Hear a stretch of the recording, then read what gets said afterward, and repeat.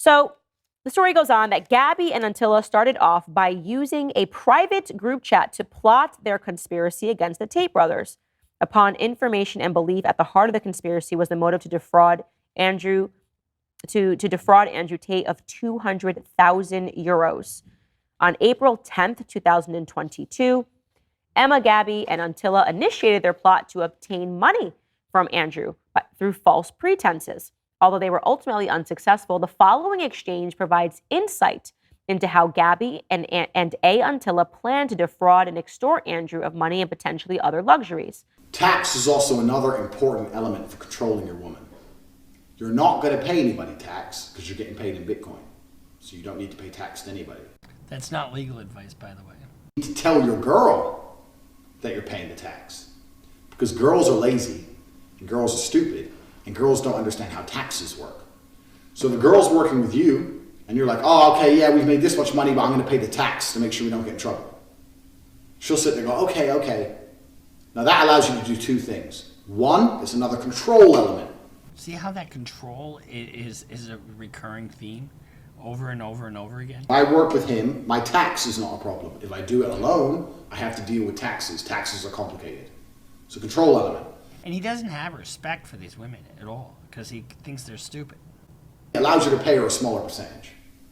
So I used to pay my girls 30%. So for every $10,000 they made, I'd give them 3, and I'd keep 7.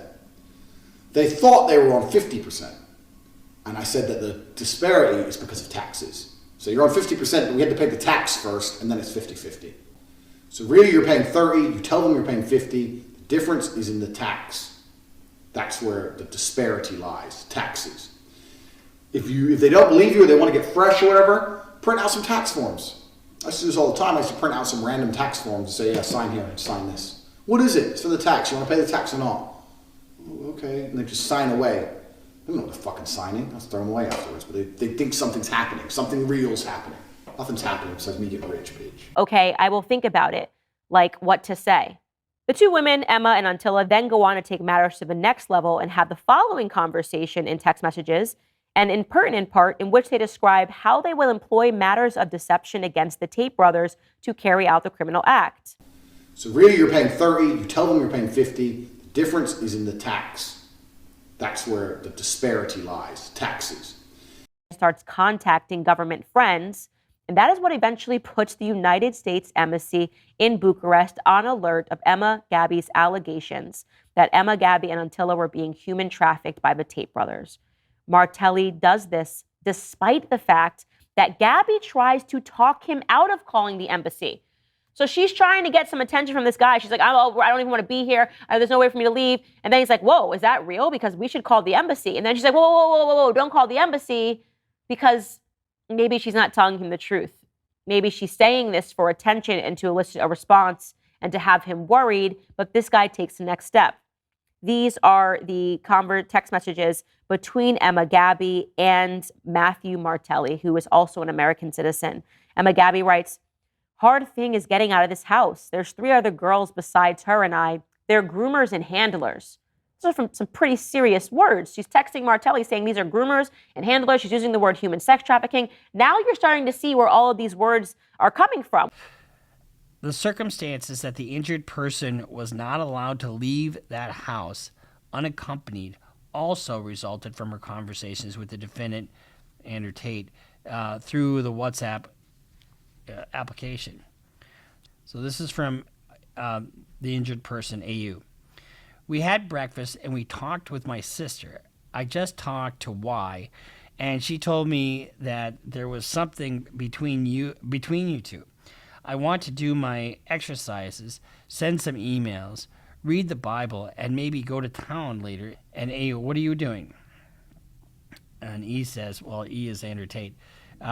Yes, go to town only with someone else, not alone. And he says, I'm still working. I try to get home as fast as I can. Girls don't go to town alone when they are married, which is BS. This is just another way to control her. Where are these allegations coming from? It is coming from a conversation between Emma Gabby and another one of her paramours Matthew Martelli, who she's just reaching out to about the situation because she wants to leave the house, allegedly. She says, if they see us leave, they'll call the brothers. Then the brothers will call the airports and stop us from leaving. Okay, it doesn't just implicate Andrew Tate in human sex trafficking. That actually implicates the Romanian government in human sex trafficking. If he can call the airport, right, a public airport in Romania, and say, don't let these girls board a flight, and the Romanian authorities at the airport, the border patrol agents at the airport, won't let her board, she's not just accusing Andrew Tate of sex trafficking. She is saying that he has enough power that he is now able to invoke the Romanian government to help him entrap women at his home. She says, no injuries, neither of us. It's been a short amount of time. Yeah, it has. It's been 6 days. They don't even suspect us for leaving. In the next exchange, she again repeats for a third time to Martelli that she had no issues leaving the Tate brothers' estate. She writes, I don't think I'll have trouble leaving. It's more of the girl with me. We have so much evidence, though. We can gather it and send it somewhere once we are away from here. And AU says, tomorrow we might go to the botanical garden with the girls from Ukraine. And he says, who we? It's also Women's Day. Who we? Me and them. The two girls. No, I'll go with you. I'll go with you, B, Jasmine, or Gio. I don't trust those. And he says, I don't trust those Ukrainian women. So he's really dictating who she can go with. Don't go anywhere without any one of the three. And she said, and Gio, that Georgiana, she's the one that's controlling everything, and she's his right hand, and she's the one that really she needs to be under that control, so she doesn't either abscond or tell anybody anything else. Then she says, "Why are you so cold to me?" He says, "No, go out alone. Don't go out alone without telling me. The mall, supermarket, nowhere. From now on." In fact, they sat down for a longer form interview to say not only were they not victims, but during the 6 days that Emma and Antilla were there, they knew Emma and that she also had a great time, that they went shopping with her, that she was never locked down. The two girls, no, I'll go with you. I'll go with you, B, Jasmine, or Gio.